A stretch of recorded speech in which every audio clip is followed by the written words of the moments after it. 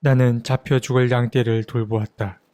특별히 떼 가운데서도 억압을 당하고 있는 양떼를 돌보았다. 나는 지팡이 2개를 가져다가 하나는 은총이라고 이름을 짓고 다른 하나는 연합이라고 이름을 지었다. 나는 양떼를 돌보기 시작하였다. 스가랴서 11장 7절 말씀. 스가랴서 11장은 제2 스가랴가 썼다고 알려진 장입니다. 제2 스가랴가 제1 스가랴와 다른 점은 제1 스가랴가 기록했던 환상이라던가 성전을 재건하는 이야기가 등장하지 않기 때문입니다. 오늘 이야기에는 바로 이 제2 스가랴가 하나님과 나눈 이야기가 등장합니다. 오늘 본문에는 특별히 자주 반복되어 등장하는 단어가 있는데 그 단어는 바로 목자입니다.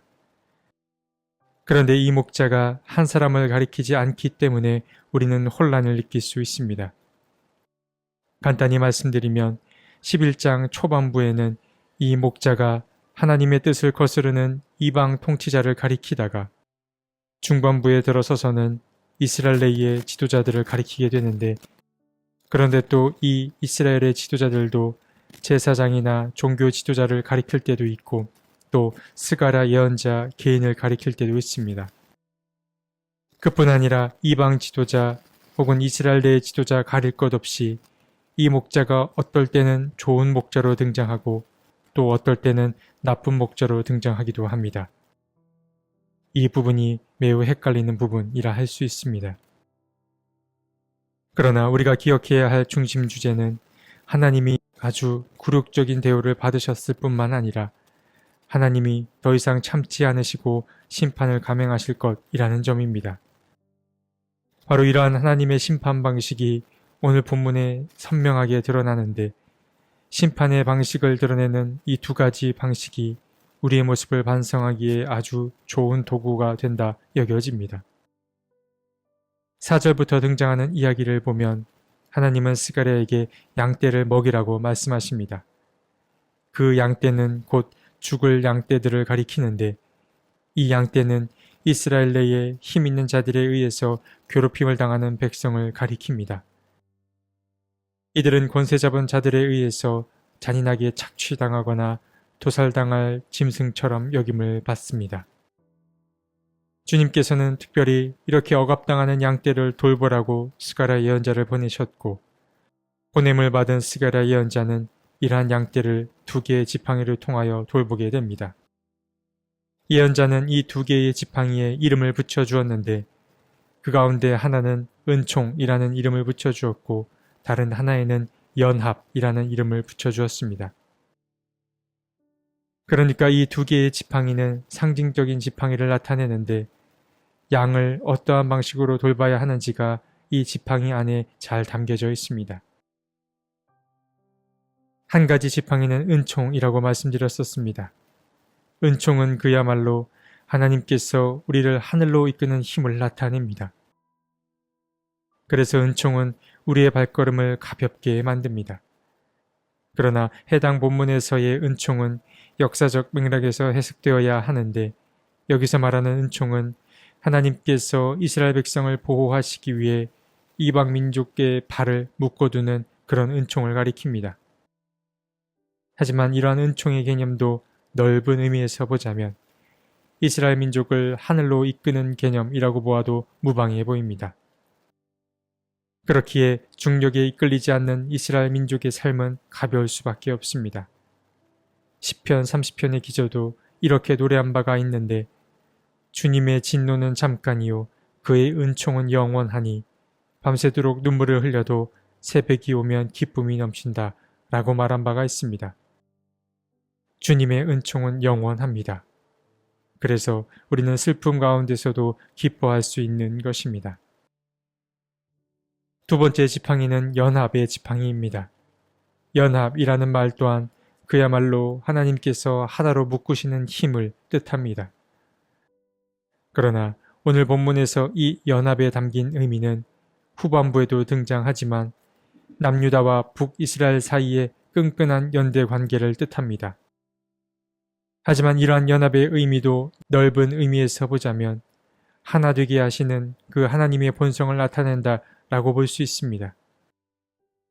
하나님과 동행하는 사람과 또 하나님의 마음을 공유하는 공동체는 쉽게 나뉘거나 갈라지지 않습니다.